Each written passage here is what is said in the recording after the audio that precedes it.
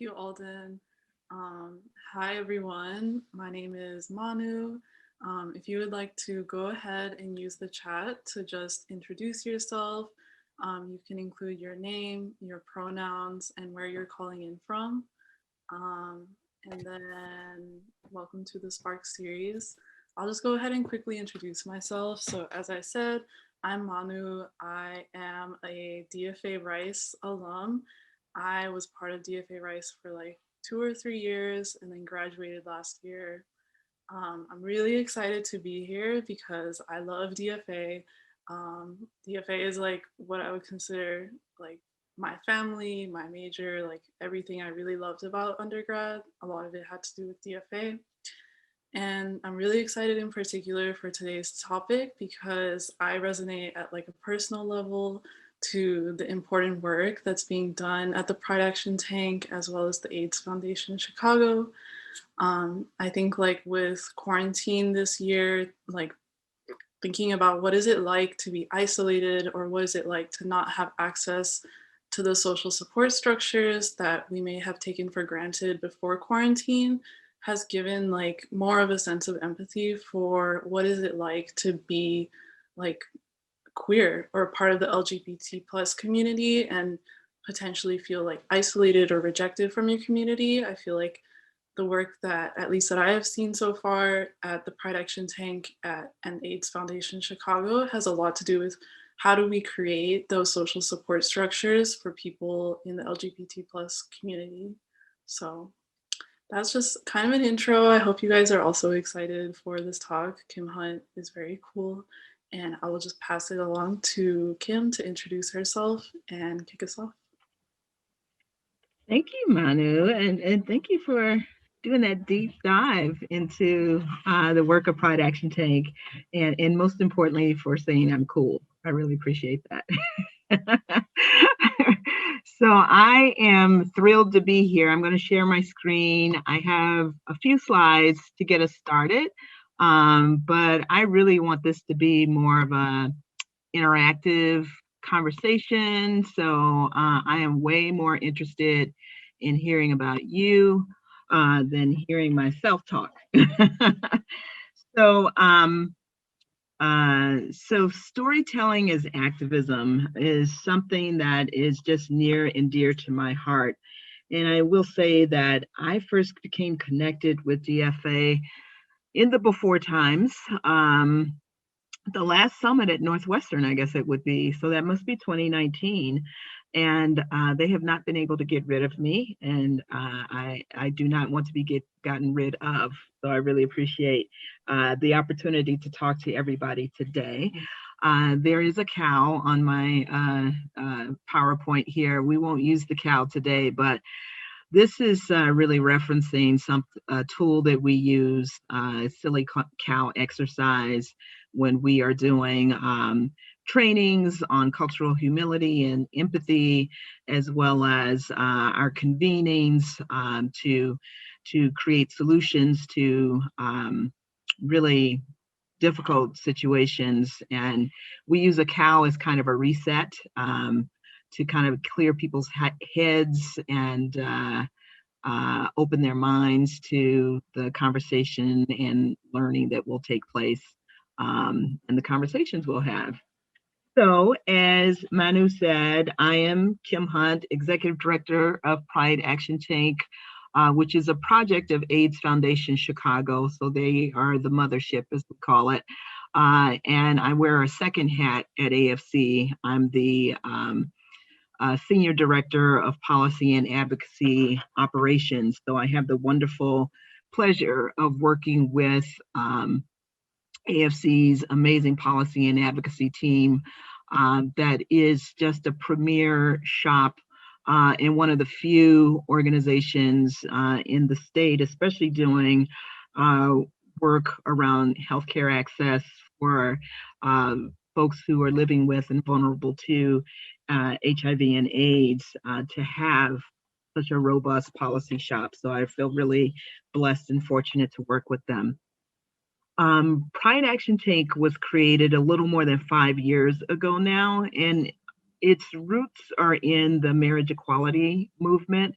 Um, in Illinois, as that movement was wrapping up because legislation was going to be signed around 2013 or so, there were a group of us who worked on marriage who looked at it as just one issue, not always the most important issue for the LGBTQ community, but in some ways was an issue that needed to be addressed and moved off the table so we could bring attention to some of the other pressing issues in for LGBTQ folks.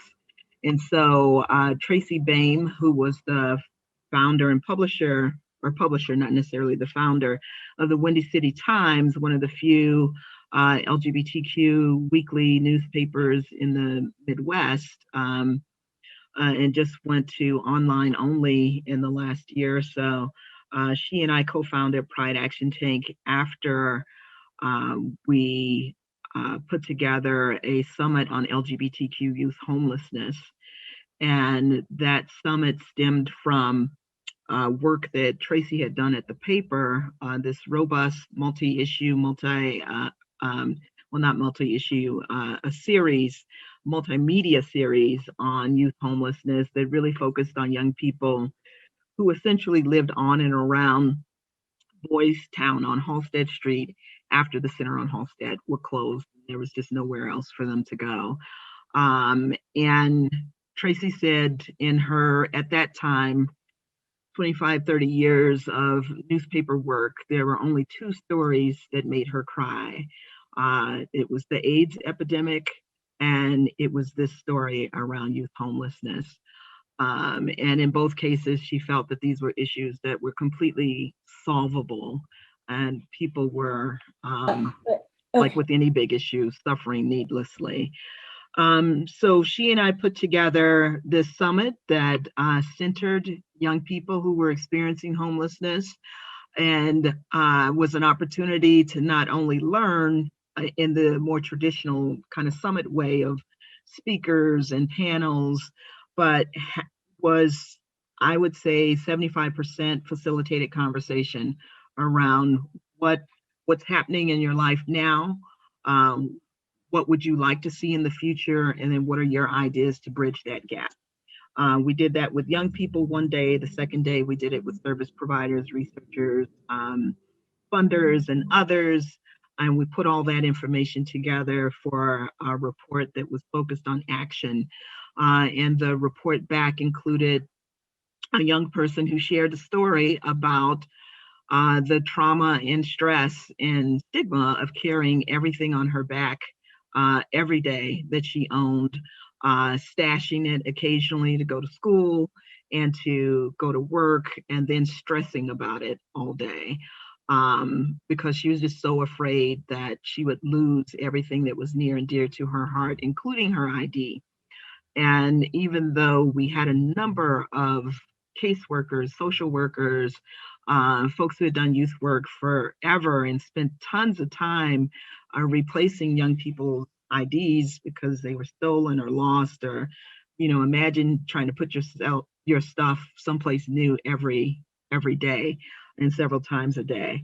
So even though they had that experience of spending inordinate amounts of time replacing those documents, it had not occurred to anyone to sort of lift this up as an issue around how do we solve the storage problem, just as one finite way to make folks' lives better as they're experiencing homelessness. And that led to Chicago Youth Storage Initiative, which led to having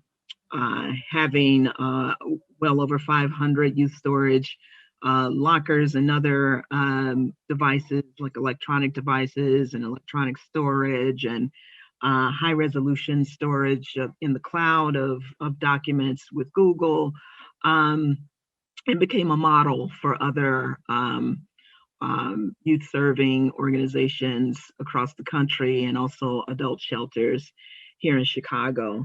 And that taught us a lesson that if you bring the people together who are most impacted by the issue that you want to address, you're going to get to some things that are important to them, and success may look different for them than it does for you. So we've learned that there are tangible things that we should be doing in the moment to help solve issues. And there are also more long-term strategies we should be doing around policy and advocacy that are more sustainable. And so that thinking evolved into what became Pride Action Tank, which is a multi-issue project incubator and think tank focused on opportunities and outcomes that really help LGBTQ people thrive. And again, it is centering their voices, centering their needs, and not us walking in with an agenda. And we use all kinds of human centered design techniques and tools to uh, get to the a set of actions that we can take. And I will say that that evolved over time. We were already doing things that were related to human centered design. We just didn't know that that's what they were called at the time. So we've been learning a lot over the last 5 years. Storytelling is just, it's near and dear to my heart, as I mentioned that before folks started coming in. And I also mentioned that I do a lot of things in my quote unquote free time that are related to my work. And one of them is being a founding co host of this amazing storytelling project called Outspoken, which in normal times is held at Sidetrack on the first Tuesday of the month, but is now online. On the mic, Outspoken, which is available wherever you get your podcasts. And this is an opportunity to create a space for LGBTQ people and allies to talk about their lives in ways that they don't get to talk about them other places. It's a very intimate kind of exchange with the audience that has been so incredibly powerful, both in terms of building community. And I'll say personally, for me, just to learn the different journeys that folks are on. My mom used to say, everybody has a story. And this is something that I get to see every month. And even as I'm talking to people about um, getting on the stage for Outspoken, and they say, I don't know what story I have. I'm like, you have a story. Let's just talk about how to pull it out. Um, and another reason this is important is because unlike in um, families that pass their stories down from generation to generation, for many LGBTQ people, they are not attached to their families of origin and they have created chosen families. And so this intergenerational passing on of culture and traditions has been for many people not possible. LGBTQ people, especially as you look at older LGBT adults, have not had children. And some of those who have had their children taken away from them because they grew up in a time where, being queer, LGBT, we didn't even say queer because it had so much baggage for older adults in particular. They just were not, they're just unconnected in some cases. And then the AIDS crisis really, really decimated a particular age group and sector of LGBTQ folks who definitely never got to tell their stories and didn't live long enough to sort of have the arc of life that we traditionally talk about as, you grow older and you're looking back on your life. We didn't get a chance to hear their stories at all.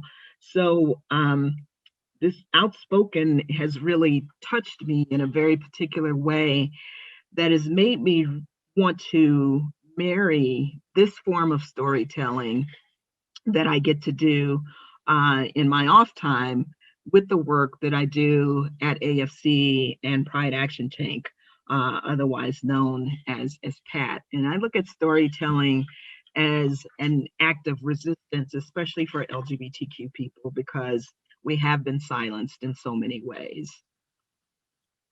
And for Pride Action Tank, Empathy and stories are really the entry points to innovation for us. Um, we infuse everything we do with these two entry points. And empathy is traditionally thought of as the capacity to understand or feel what another person is experiencing from within their frame of reference. Um, some people refer to it as putting yourself in another person's shoes.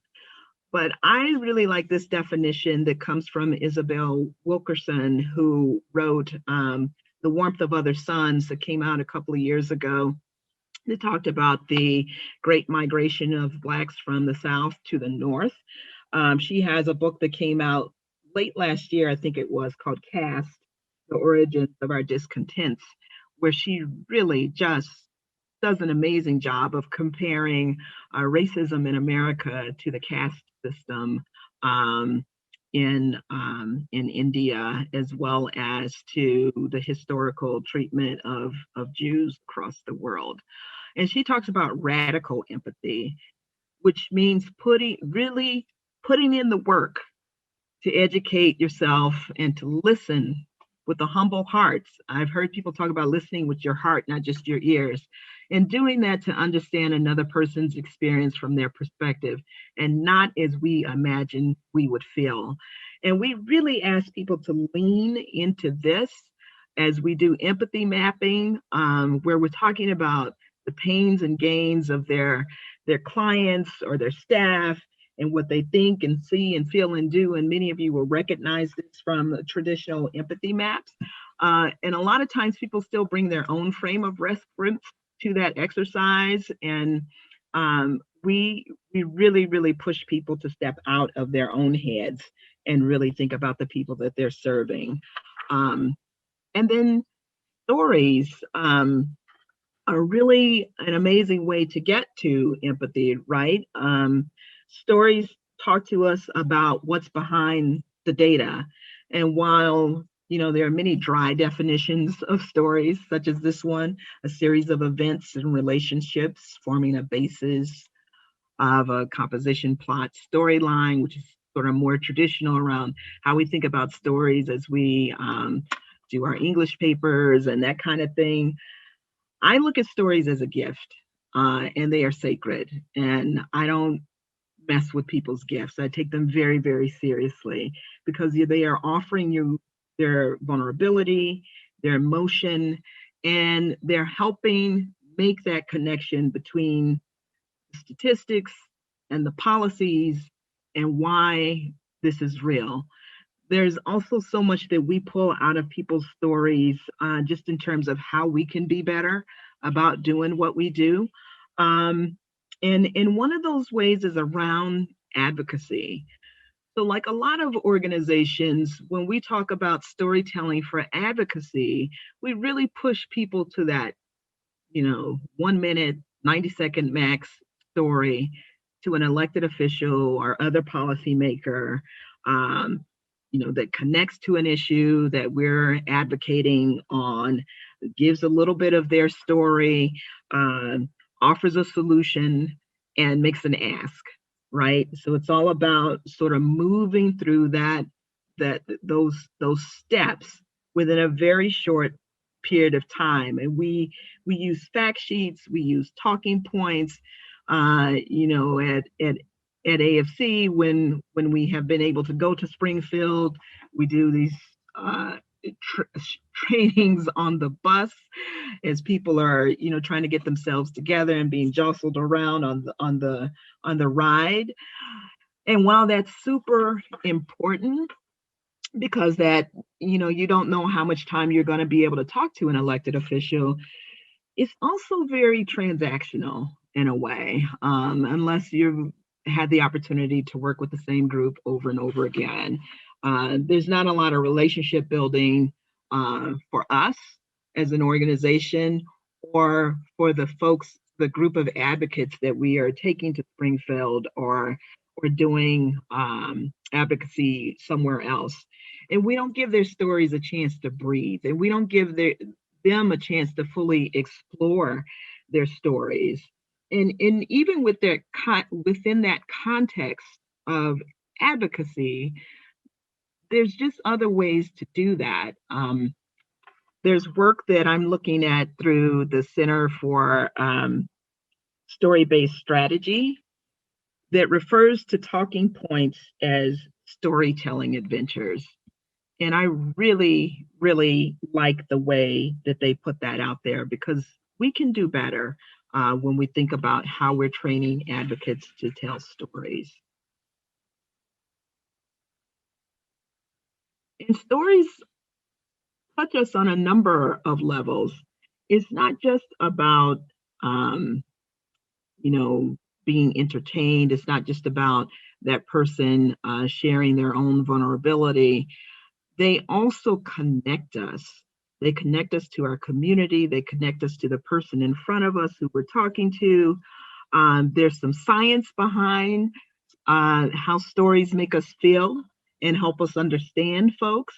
I have the benefit of working with a wonderful scholar, Nick Weststraight at UIC, whose work centers around human development and social interaction, and really exploring the influence of intergenerational storytelling on psychosocial development, both for older adults and for young people.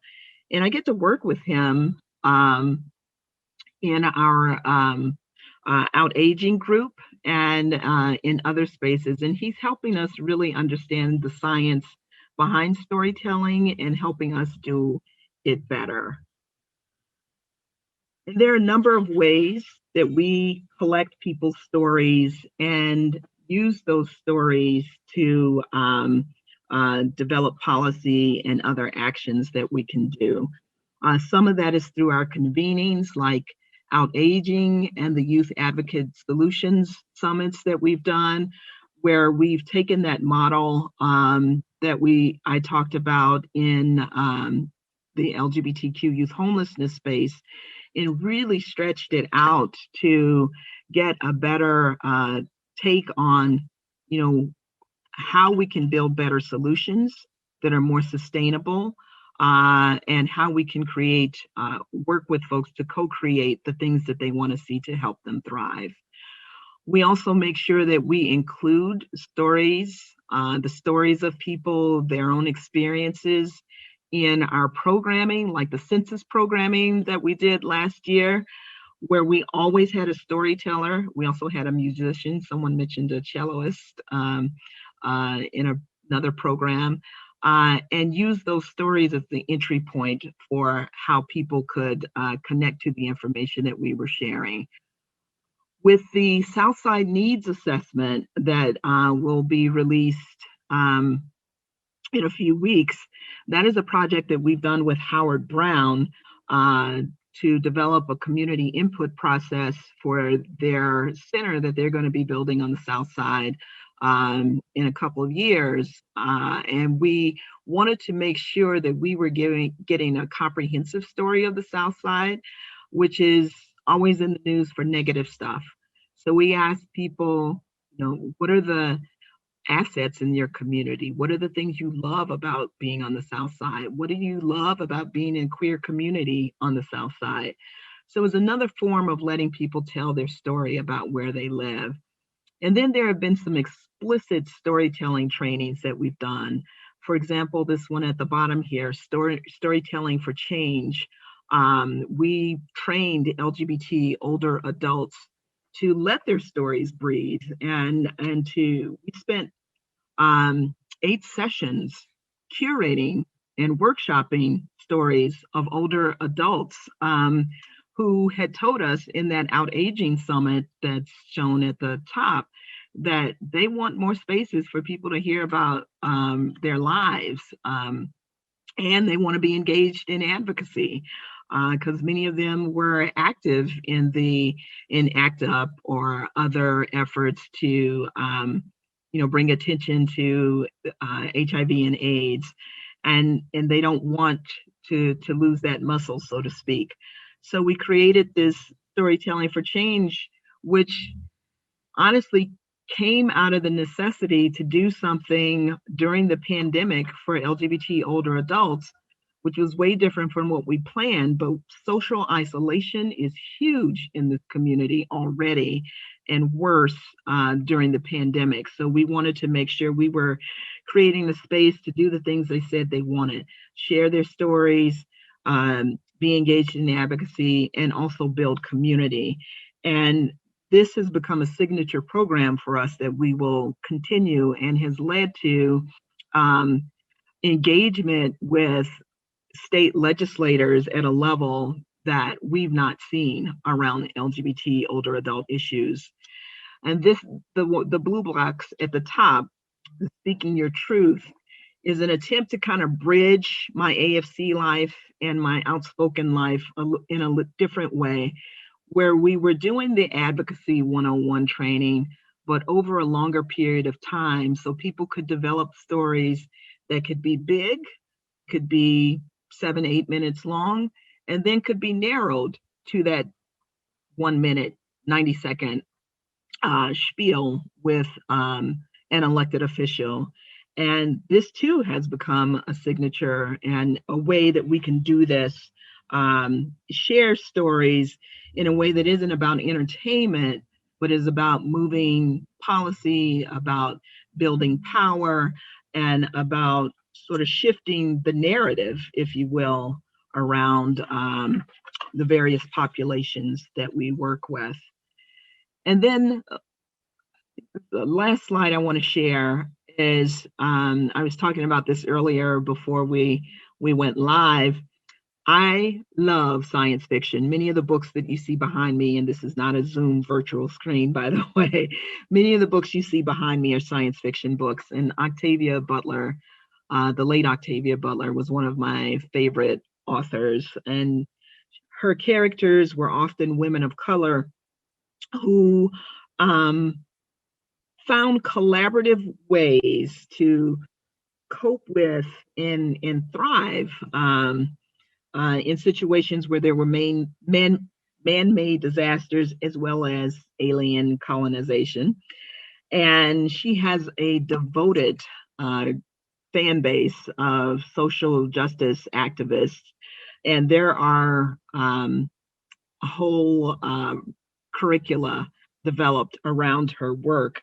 One of the books that came out a few years ago from some of her fans was Octavia's Brood, which was a bunch of speculative fiction slash science fiction written by social justice advocates. And in the opening, one of the editors wrote, "Because all organizing is science fiction, we are dreaming new worlds every time we think about the changes we want to make in the world." And that's what I take with me into my work. Um, Social change work to me is really about developing the stories of how we make new futures. And we've got to center the people who we are working for and with as we do that work. And then lastly, I just want to leave you with a few resources because I know you get these PowerPoints later. One is, of course, Pride Action Tank's website, where we have several stories and other examples of our work. Group that I mentioned before, Story-Based Strategy, highly encourage folks to take a look at their website to really get a social justice perspective of how stories can be used for policy and advocacy work. And then there's the campaign workshop, which is, I would say, more aligned with sort of the typical storytelling for advocacy type of work, but they do really good stuff and have great resources. Some of them are free. And then there's the scholarship of my friend, who I call Dr. Nick. You look up his work and you're just going to see this burgeoning field that he is a part of, and that now we're a part of, thanks to him, that really looks at the science behind storytelling and how we can create interventions that really work because they are rooted in the stories and the stories, the inspiration, the thinking of the people who we are serving. And now I would just like to have a conversation. So I'm going to stop sharing.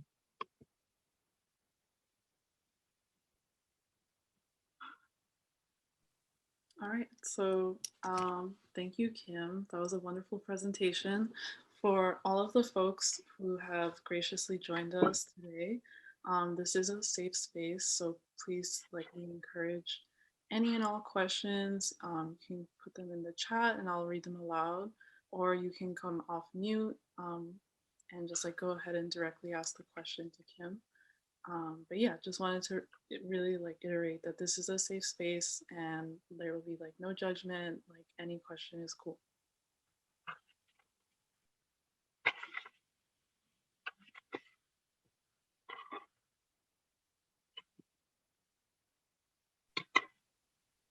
I guess I put a question in the chat that I can unmute myself and share. Kim, one of the things I was wondering is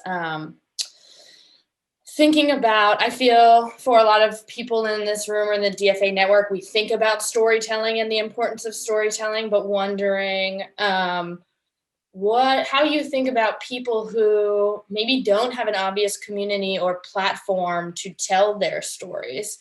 And wondering about like, how can you encourage that, or ways to think about sort of self-created or self-ascribed platforms to process and share your story? Yeah, that's a great question. I think there are many ways to do that. Many of us are connected to institutions at different levels. And so there are some resources there to just create ad hoc spaces for people to share. A lot of the open mic and other types of artistic kind of storytelling and other types of projects like that have come from a very organic space where a couple of people just got together and started sharing. And it grew from there.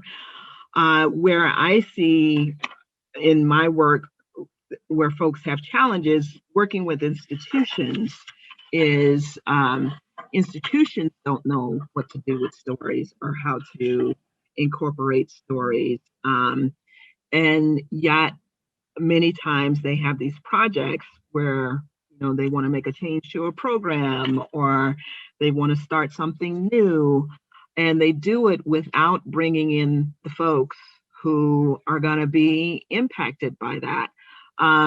So first of all, don't do that.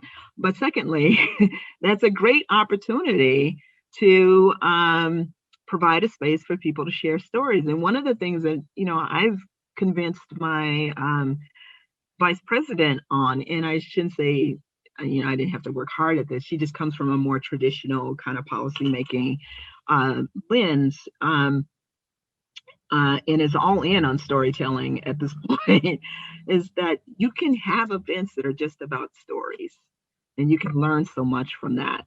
So my colleagues recently put together, or I worked with them to put together a program that was just storytelling, but it was affiliated with a coalition that we're working on to eliminate or repeal a bill, HIV criminalization bill in Illinois.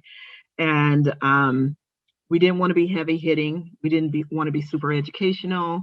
We just wanted to create a space for folks to hear stories. And they learned something. And it was 4 storytellers and a musician. And we said maybe a minute worth of words about the coalition. And that was the program. And it generated so much conversation and helped open the door to talk about this project later.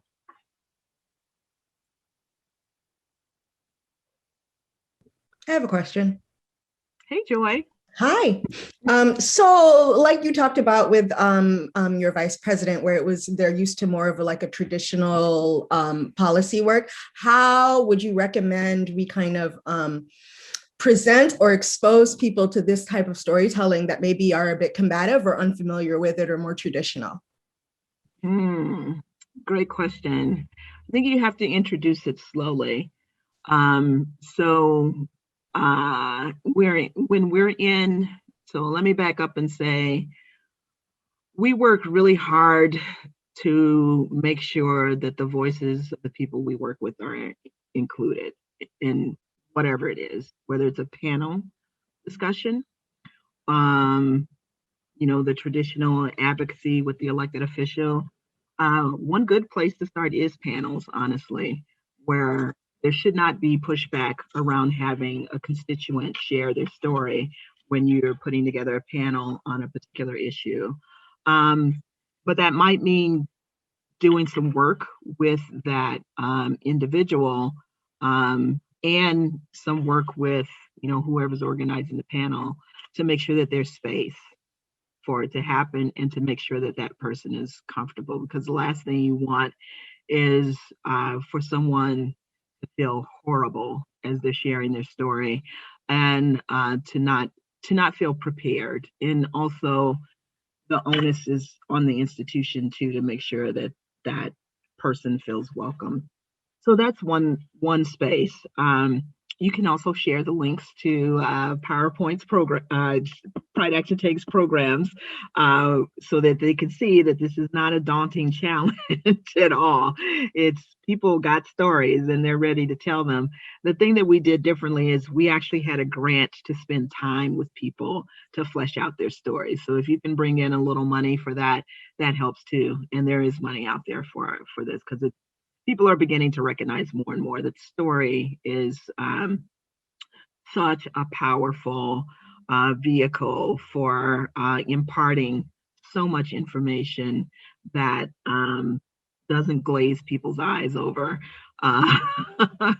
That there are some resources being devoted to this, but sometimes it can be challenging, and it's just the constant drip on the forehead to say this is a good thing to do.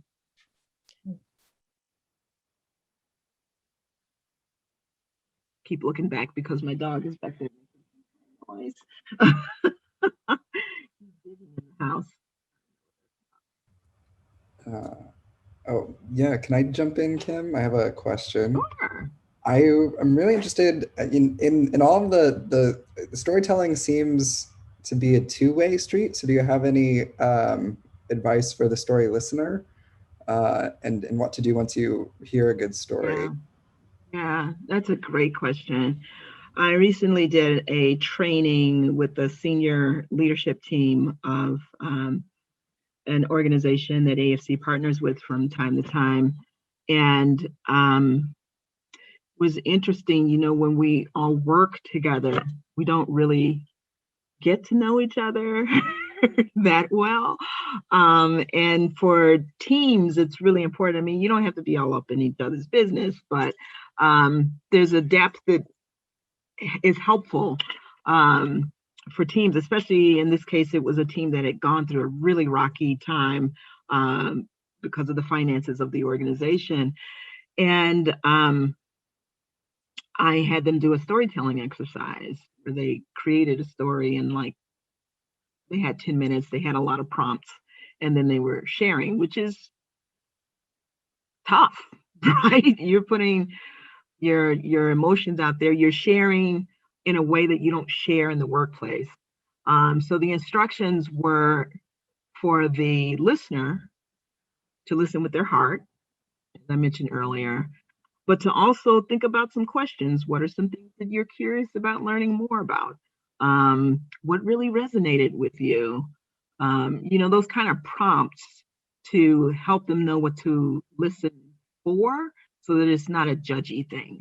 That's the last thing you want. But you're right. It is definitely a two-way street. And I've really come to appreciate that at Outspoken, where the audience isn't participating, but the love that you feel if you're on the stage, the audience is just, I've seen people who are highly competent in their 9-to-5 jobs, doctors, engineers, all kinds of credentialed folks get on the stage to share a story about themselves and just freak out. And the audience just lifts them up, and you can see their papers are shaking in the beginning, and the audience is so with them that they just calm down and they get through it. They're not necessarily completely over their terror, but they feel the love and support of the audience. So you need to emanate that as a listener.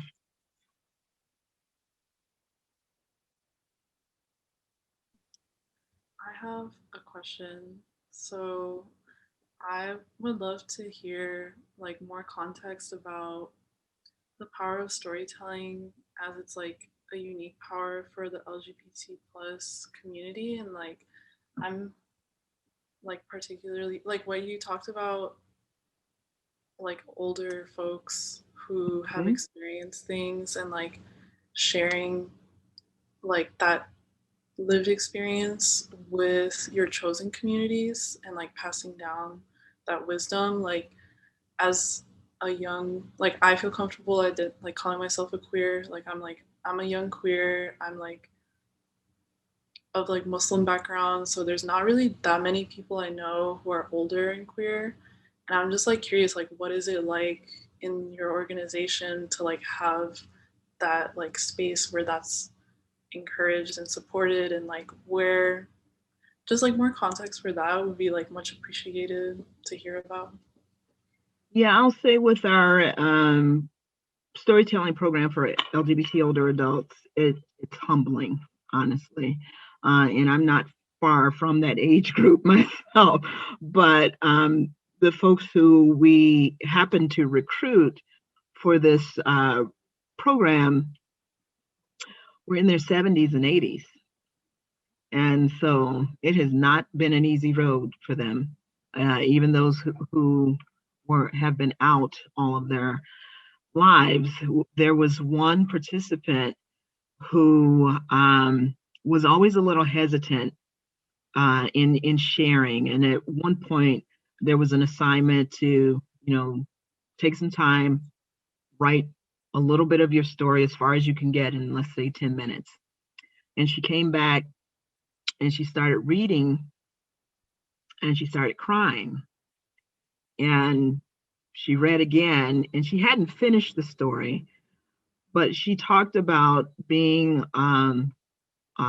lesbian in the male dominated IT profession in the 50s and 60s. And she had never told her story before. And even though she didn't get through all of it, and she also didn't participate in our storytelling showcase afterwards, just I had to recognize that even asking people to share their stories in a safe space can be triggering, but also it helped me appreciate what some older people have gone through, and then to see some of them be able to share their stories um, at a legislative breakfast focused on the first, to our knowledge, Illinois legislative breakfast on LGBT aging issues. Uh, and even though we had folks from Equality Illinois and Howard Brown and some of these other spaces that talk about this kind of stuff all the time, it was the stories of those older adults that moved legislators to really want to dig in deeper and do more on this issue. So I just have learned to never underestimate the power of story, both for the individual telling the story, for the person hearing the story, and to make change in policy. It's just been profound to watch. Thank you for sharing that answer. I was getting like chills up my spine, like my Yeah. my throat chakra is like feeling so just like so powerful, Yeah. and like this is really awesome to hear. I cried at every session, and I wasn't even on, thank God I wasn't on camera. I was just there to support. And we hired folks to do the training because we wanted it done right. And they knew I was there and would occasionally call me out occasionally sometimes, but I was crying every session. And that one in particular changed my life. Wow. Thank you for sharing that, yeah. And thank you for answering the questions that people asked and for like telling us about your experience and your organization's experience with storytelling. We really appreciate having you here. And I'll just say, like, very quickly that like I'm really happy to like have helped to facilitate or co-facilitate this session. I feel like as a young person who's like learning about what the world is like knowing about like that there's folks doing work like this, like having DFA like open my mind, I guess, about like what work is out there that we can like help contribute to is like indescribable, like how much that means to me. So I will just say that and then pass it to Alden to close us out. Yeah, thank you, Kim. Thank you, Manu, for being here, for sharing your stories, for teaching us a little bit more about how to share ours and encourage other folks to share theirs. Before people sign off, I just want to share some announcements. So this recording will be, I'll follow up with everyone, and this recording will be added along with a bunch of the resources that Kim shared and pointed out during the session. The other two things I sort of want to plug quickly, of course, the next Spark series is next Wednesday. And we're going to continue these conversations around speculative futures. I think it's really interesting, this like thread of sort of science fiction and futuring that has sort of happened in a lot of these different Spark sessions. So we're going to continue with Christina Harrington and Laura Forlano next week, thinking about speculative futures and architecture. And then the other thing I want to plug too is a conference that's free and open to the public called Black Design Past, Present, Future that's taking place on April 9th and 10th. It's running out of Texas State University, but it's a 2-day event. There's an incredible lineup of speakers. And then on Friday evening, DFA will be hosting a sort of after conference happy hour that Kim and Manu is going to join us on. So there are plenty of opportunities to continue these conversations with these fantastic folks. And we hope to see you then. In the meantime, Kim, Manu, again, thank you. And until next time. Thanks, folks.